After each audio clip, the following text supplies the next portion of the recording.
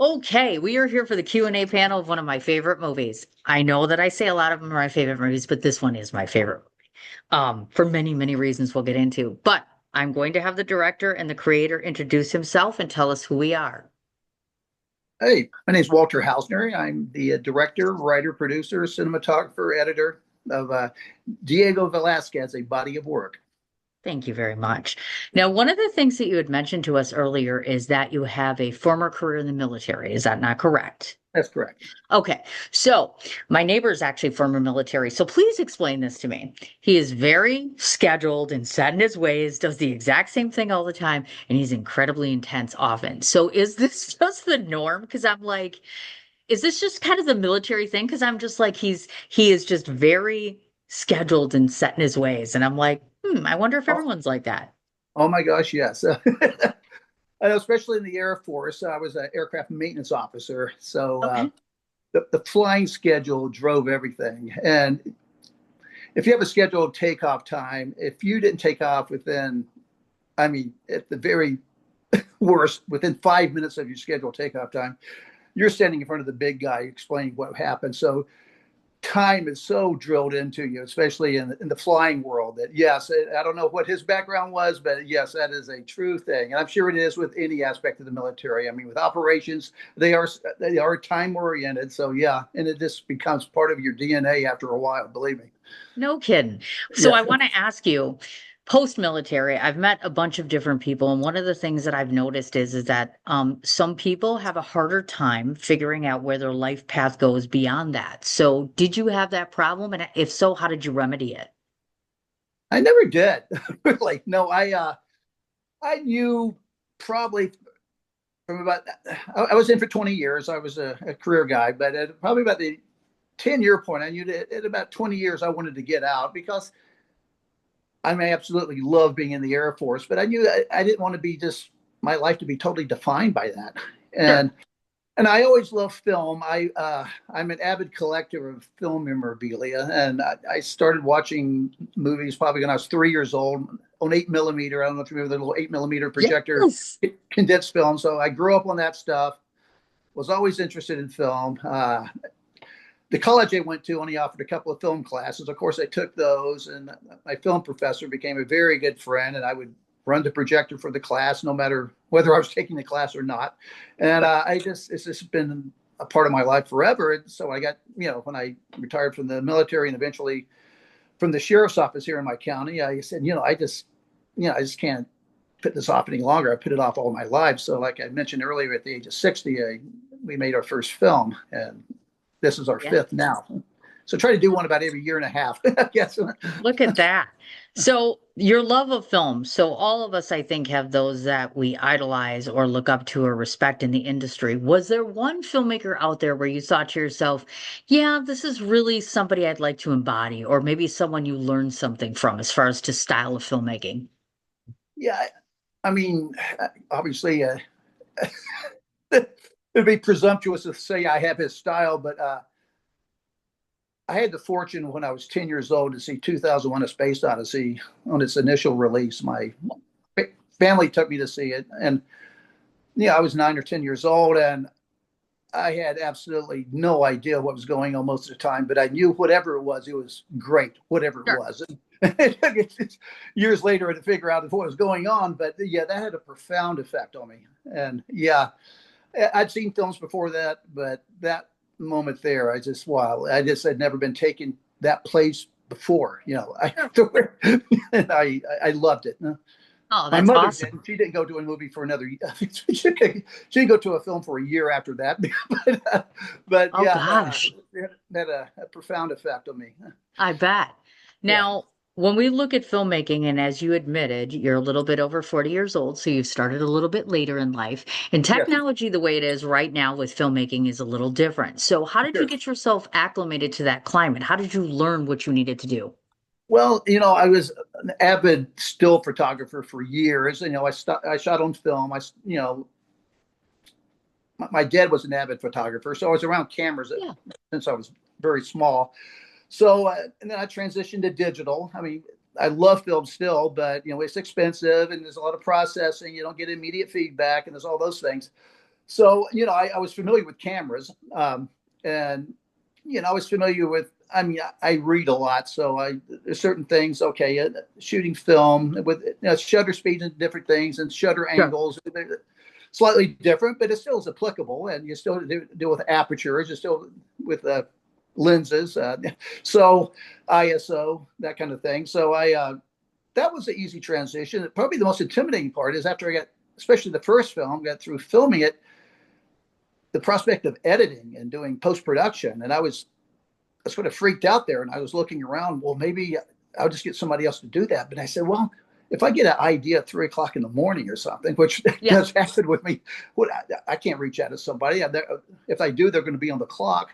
So I just did a crash course. I on LinkedIn, we did a course on editing. I use Final Cut Pro 11.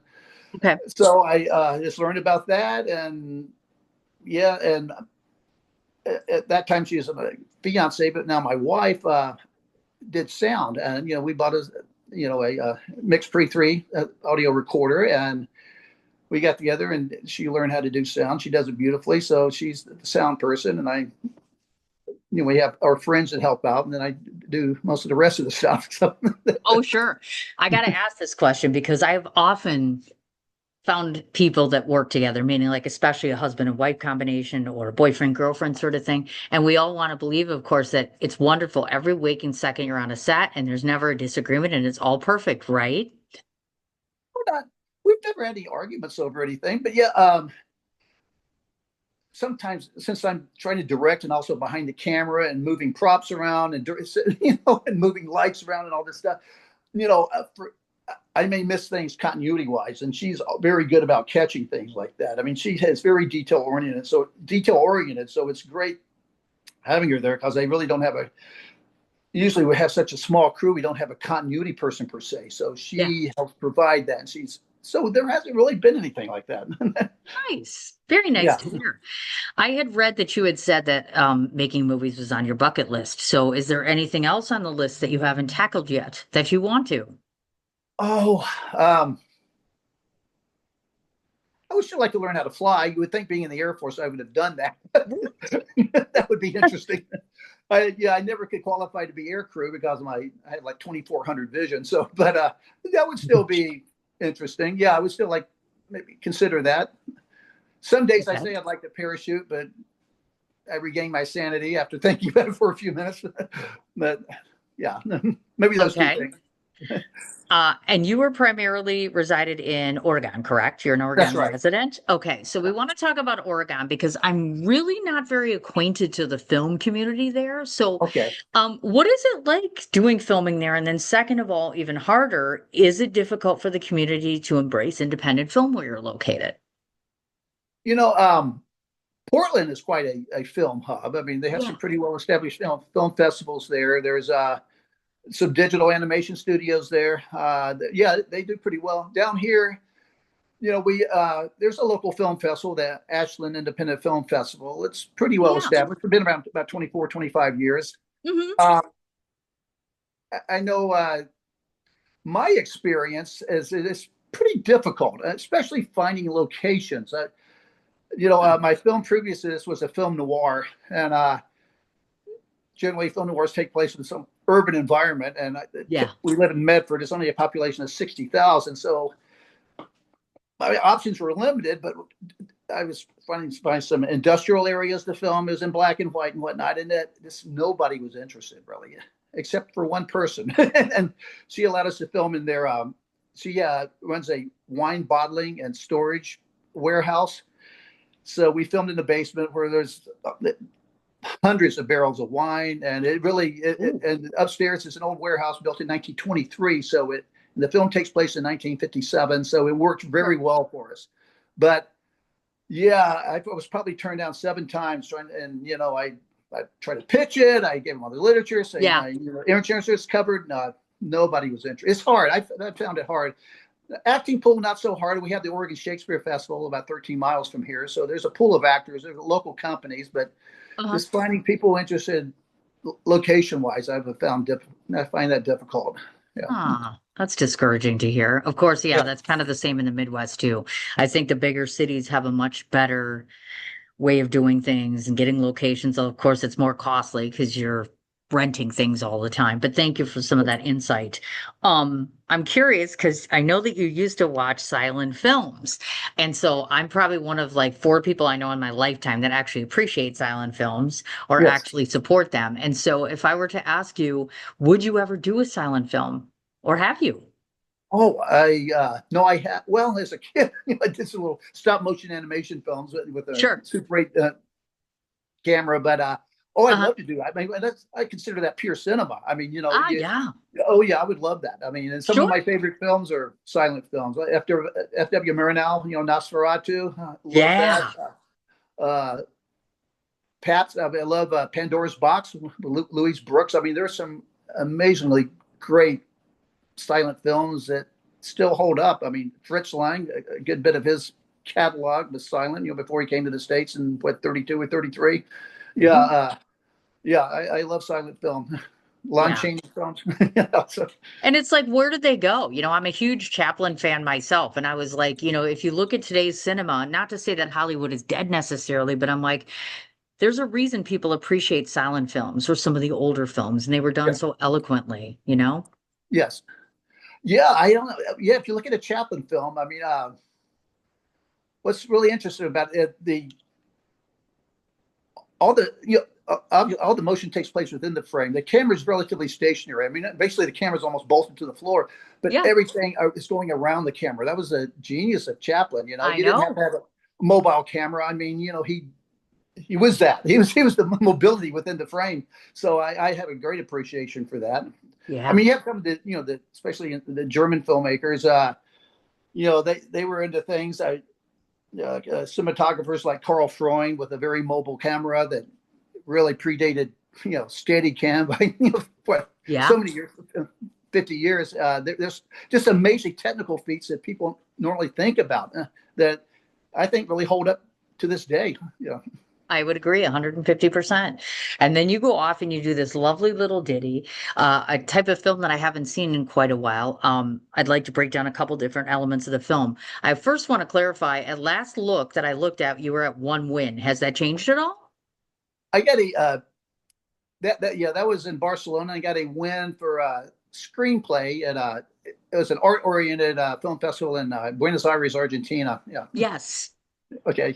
And I've got like some uh, honorable mentions, but I got second place at the New Zealand Independent Film Festival.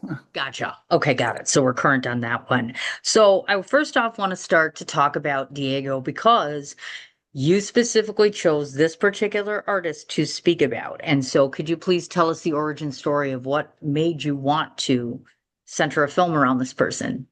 Okay. Well, I chose Diego Velazquez because, I mean, I don't think you have to have a degree in art or have taken an art history class. Sure. People would probably, okay, there's this guy, Diego Velazquez, and he created this piece of this art, this art curator has been looking for his whole life. So, and it's a Pietà, which is, Mary cradling the body of Jesus after he's Yes. taken from the cross. So that's a pretty well-known art subject, a Pietà. A lot of people have probably heard of that, or if they haven't, it's explained in the film, Diego Velazquez. So I wanted to think, okay, there's a Diego Velazquez Pietà, and if you're into art history, you'll say, well, he never painted one. So this will be interesting that there's this piece I never heard about. Later, I don't want to give any spoilers, but towards the end of the film, you'll find out it wasn't that Diego Velazquez, and it's not a Pietà like you would imagine it being a Pietà. Yes, that So, is correct. and You I don't bet. want to spoil anything, but yeah. And to those that may not know, I did some research into looking who the real Diego Velazquez is. And so, was it important to you to stay as specific as you could to the truth when it came to this story, or was some left for interpretation? I want them to the both Diegos to be committed. I mean, obviously, he the historical Diego lived in the Baroque period, Yeah. and this other Diego is an adherent to the Baroque movement, though he's modern day. So there's that. Yeah. Uh, and he's inspired by him. There's some dialogue that refers to him as his namesake. So okay, hopefully as it starts unraveling, say, well, this isn't the same guy apparently, and the Diego that's the subject of the film was born in Merida, Spain, and if you're familiar with the historical one, he was born in uh, Merida, Mexico. I'm sorry, and the historical Diego's born in Spain. So you Yeah. start seeing differences, and then it's unveiled, and you see, okay, this is something completely different. So Sure, I yeah, understand. Gotcha. okay, $3,000 budget. We always like to talk about the tech stuff because it's important for other filmmakers. So yes, $3,000 is a budget. I mean, it's not yes. huge, obviously. However, a lot of times it's due to relationships or locations or things like that. So if I were to ask you, what's one of the things that you did that really helped the budget? That was maybe something people may not know about, besides like locations or casting, things like that. You know, we had a discussion earlier about AI, and I am not a fan of AI filmmaking. I don't think I ever will Yep. be. However, I did incorporate AI quite heavily in the film to produce props. So I had to create a catalog for this Diego Velazquez. Right. And so you know what kind of art, you know what kind of artist this guy is, and Yes. there were similar artists in my, in my neighborhood and around the state that I contacted, and nobody was interested in helping me out. They wouldn't even reply to me. So I said, well, I'm just going to have to take it upon myself. And Right. so with AI prompts, especially for imagery, probably I have a minor in art history, and I know film terminology. And if you use a lot of art terminology, photography terminology, you can really refine your prompt to where it gets you Sure. close to what you want. So that's why I was able to produce what I did. But we probably created, I think, 3 dozen pieces of AI generated images for the last scene. So all that you see is AI generated. It's just printed, and Ah, yeah, I gotcha. and on the walls. Yeah. But just to confirm, as a norm, you certainly wouldn't use AI technology Oh, to absolutely regularly do not. that. Nothing. Not, yeah, Okay, nothing. Not for the no. I gotcha. It's just for the Okay. sake of budget and expediency. For the props. Yeah. Oh, sure. You betcha. Absolutely. So we want to talk about that movie poster you put together is just stunning. Oh, I've always been fascinated by how does one finally say, okay, this is like the first image someone's going to see of my film. How do I make that stand out? How do I make it something they don't forget? So what went into the process of putting that together? I'm just curious. well, I like the movie posters of Saul Bass. Saul Bass was an incredible graphic artist. For those aren't of you are not familiar with him, I mean, he did incredible movie posters. Primarily starting, he's best known probably for his posters during the 50s, but extends all the way through the 80s. Sure. Hitchcock's Vertigo, that's one of his. Anatomy of a Murder, uh, The Shining. He had Yeah. his own career. He also did corporate uh, logos like United Airlines, I believe. Maybe Eastern. I think he may have done the Eastern logo. So he did all kinds of graphic art, and so he was very influential. And also Shag, who's sort of a retro mid-century uh, artist with a pretty wry sense of humor. So those two are the influence behind the poster. And I wanted something that was almost a non sequitur because really the film is not. It looks sort of like a mid-century type poster, but the film is not. I just Sure. wanted it to look that way. I thought it was eye catching, and yeah, I just wanted to be something that that stands out in the crowd. Most Oh, people yeah. don't do something like Saul Bass, and that was sort of the purpose of that. It Yeah. was lovely, absolutely lovely. Caught my attention. It did everything it needed to do. It was phenomenal. Oh, thanks. The one thing that I absolutely love is the fact that you do this flipping between the black and white and the color. Oh, And that was so, fun. Yeah. yeah, we often talk about using different mediums, meaning like being in the color side of things and then switching to black and white to make a point. Did you use both types of filming for a particular reason? Yeah, the flashbacks are in black and white. As Yes. he's not maybe not technically a flashback, but he's basically explaining what he's talking about. He's talking Sure. about some of the way he acquires certain items and some of his clientele. And when he's discussing that, it goes into black and white, and it illustrates basically what he's talking about. Yes. Uh, the collector, I mean, the man who has been pursuing this work by Diego Velazquez, he's an admirer of things collectible that have some kind of cultural significance. So Oh, sure, he's been sure. looking for Velazquez's piece, but there's one scene where his assistant is looking at some comic books and he tells her to put them back in the safe in his shop. Yeah. Well, these aren't originals because it'd be about $25 million worth of comic books, but she's thumbing through Spider-Man 1, which is like a $350,000 comic. There's actually comic number 1, which is a $6 Yeah. million comic.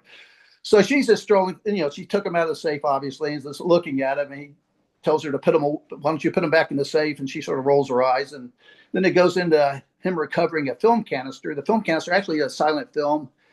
One of the 10 most wanted films by the American Film Institute is called London After Midnight. It's a missing Lon Chaney film from 1927. So I just Sure. want to establish this character. This is a man who has dedicated his life to acquiring and pursuing fine things, interesting things. And the painting he discovers is actually basically recovers. Well, he actually rips it off when he goes into the safe. It's a German painting by Caspar David Friedrich, which was painted around 1817. Unfortunately, it was destroyed probably around May 6th of 1945. It was on display in the Deutsches Kunstmuseum, the big German art museum in Berlin. Okay. And when the Red Army started surrounding Berlin and shelling it, about 450 paintings and other works of art have been taken out of the museum and put into they call it a flak tower. A flak is, anti-aircraft artillery.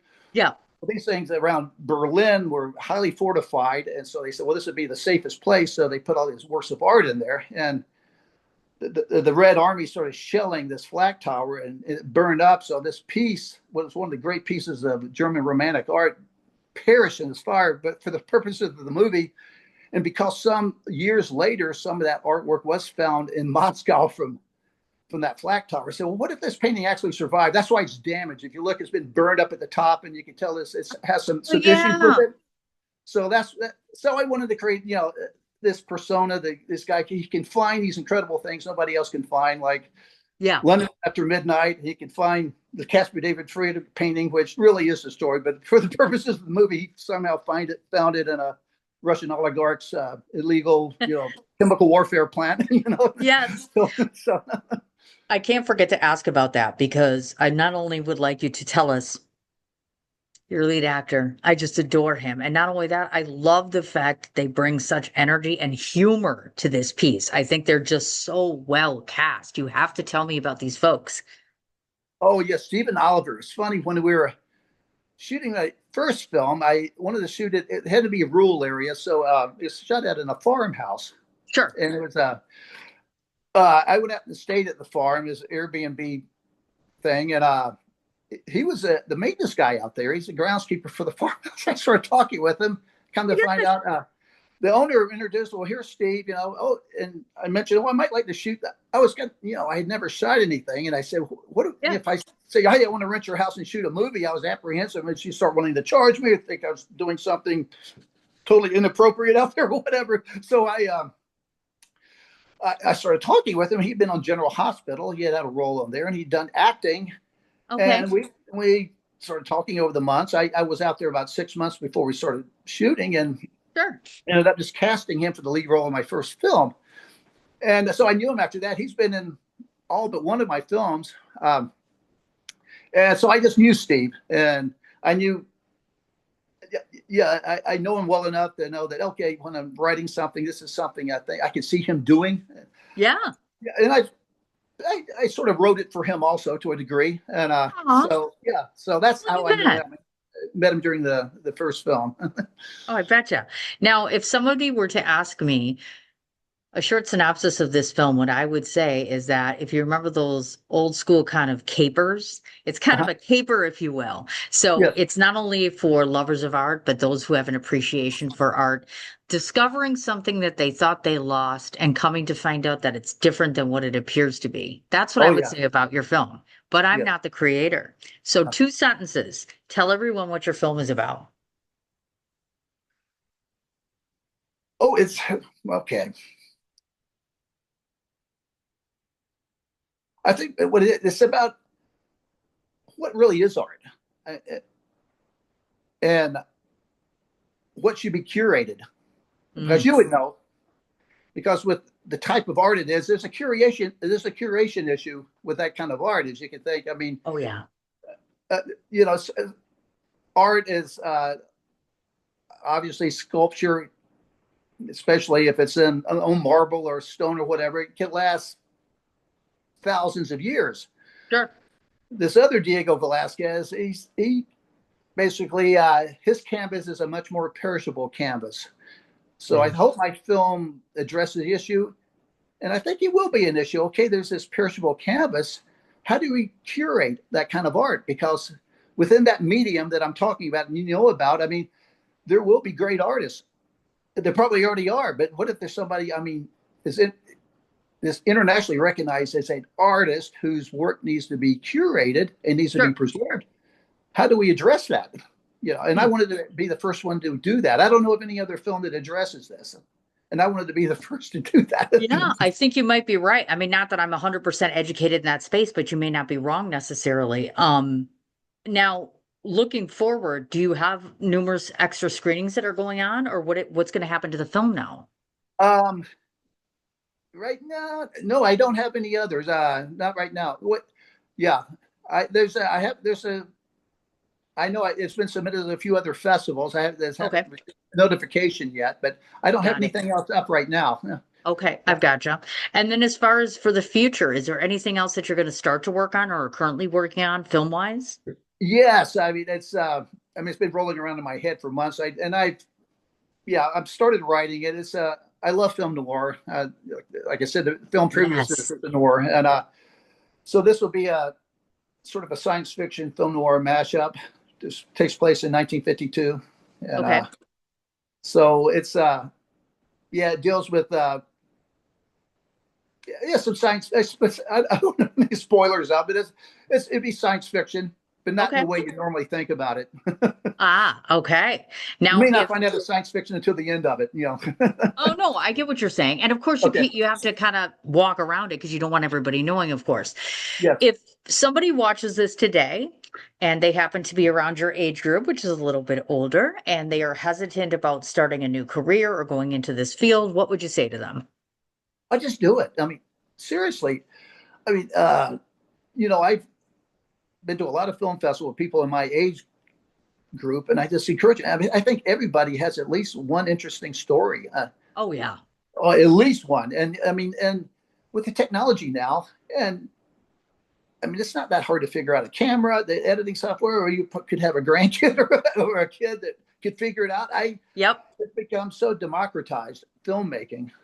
I remember Francis Ford Coppola, even before this current age, he was saying this 30 years ago about, hey, there's going to be some girl in the Midwest somewhere that becomes the next Orson Welles because of the democratization of the technology. And we weren't anywhere near where we are now when he said Yeah. that back in the 90s. So I think everybody should, and you can just use an iPhone. I mean, iPhone 17, my gosh, it shoots in Apple ProRes. I know. It's crazy. I Yeah, got it. it's out there. You should do it. I would Thank you, encourage them Bear. to do it or get their Thank you. kids to help them out. That's exactly right. Now, if somebody sees this today and they want to directly contact you or find some more of your work, what's the best way to do that? uh, yeah, they can email me. No, IMDb has my previous films.